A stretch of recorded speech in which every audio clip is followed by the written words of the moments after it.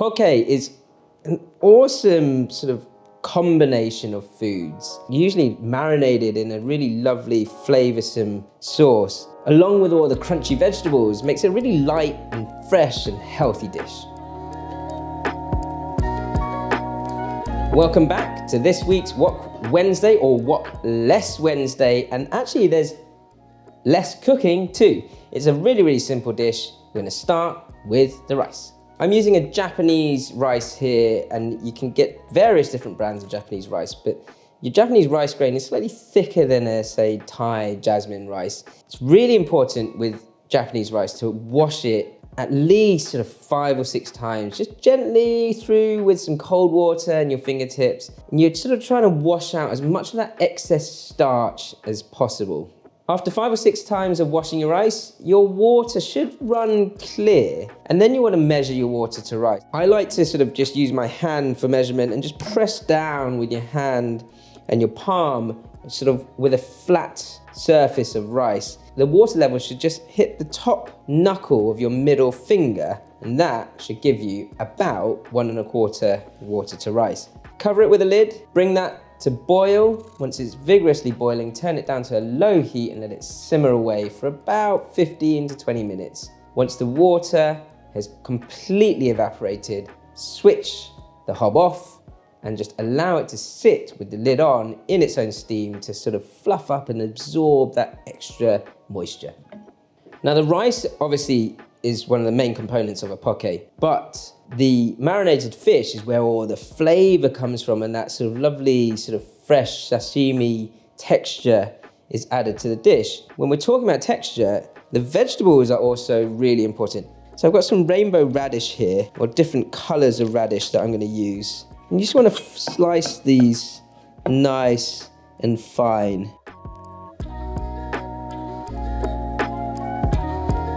As I say, poke in Hawaiian actually means chunk, and we'll do sort of chunks of the fish, and I'm going to go for similar sort of size chunks of cucumber. If you're hearing some banging noises, I think there's someone on our roof at the moment, so just be aware. Right, I'm going to take a little bit of carrot, but with the carrot I'm going to finely matchstick this just to create a little bit of sort of difference in texture when you're biting into your different veg. So I've got my nice matchsticks of carrot.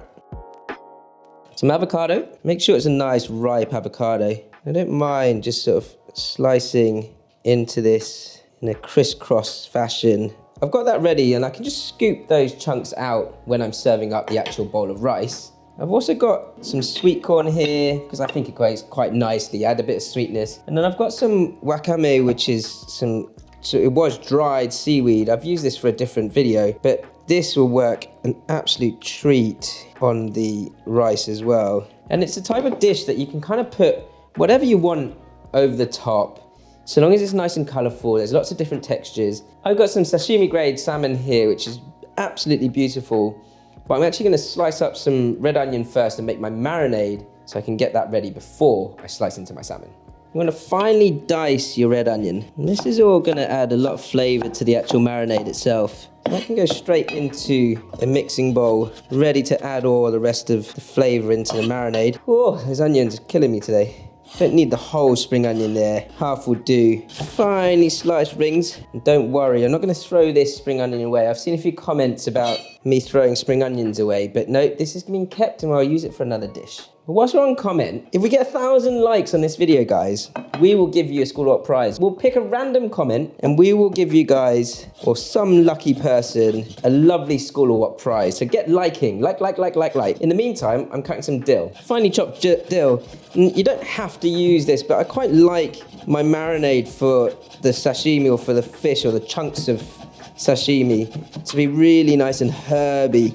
Adds a lot of flavor to the dish at the end once you sort of mix it all in together. Dill is going to go into my marinade bowl. I'm going to squeeze a good bit of lemon and lime juice into this. And this is where you can really see it's sort of a, poke or is a combination of Japanese influence on Hawaiian cuisine, as opposed to just being sort of purely Japanese. But you want this sort of citrus juice to help just lightly cook the outside of the fish.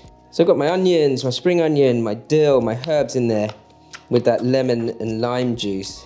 It's obviously going to be quite sour right now. So we're going to start to create that balanced flavor. So some saltiness with some light soy sauce, some sesame oil. And then it's still going to be quite sour right now, so we need some sugar to balance that out. Some brown sugar there. Make sure that melts through nicely. Smells awesome. And then some sesame seeds. These are toasted sesame seeds. We'll save some for the end as well.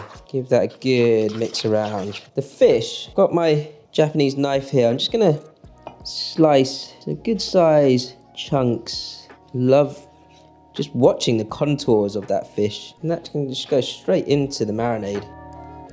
Make sure you get all those chunks of poke, of sashimi, mixed into the marinade. It looks beautiful, and you can see it starting to sort of turn color a little bit around the edges.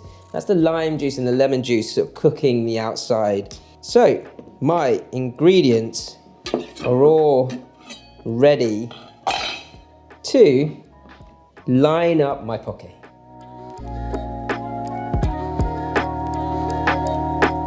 Make sure you get a good, generous portion of rice. And then we can just go round my little sort of clock of ingredients here. My radish, some cucumber. As I say, whatever chunks of vegetable you want to put in there, you go for it. It's fun, it's exciting, it's got that sort of Hawaiian feel to it. Got my avocado here, which I just want to spoon out some chunks of avocado. My fish, the main event, which hasn't had much time in the marinade at all, but you can see it's already sort of cooking a little on the outside with all those lovely toasted sesame seeds. And then get a good drizzle of that dressing or that marinade. Go over the top. So fresh. And then classically, you'd have some sriracha or any type of chili that you might put right over the top of this. Some Japanese mayo. My Hawaiian poke bowl. I feel like I need a whole rice paddle just to try a bit of everything on one spoon. But I'll save myself and be a little bit more delicate today.